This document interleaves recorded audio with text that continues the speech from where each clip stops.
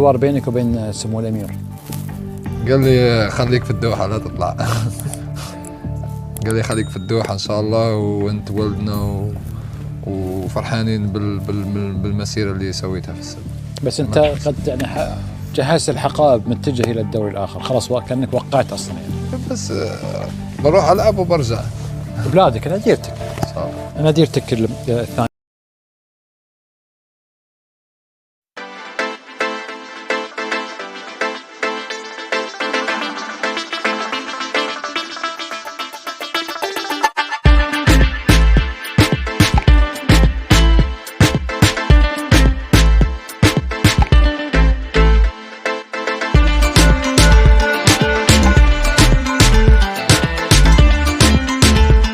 حوار بينك وبين سمو الامير؟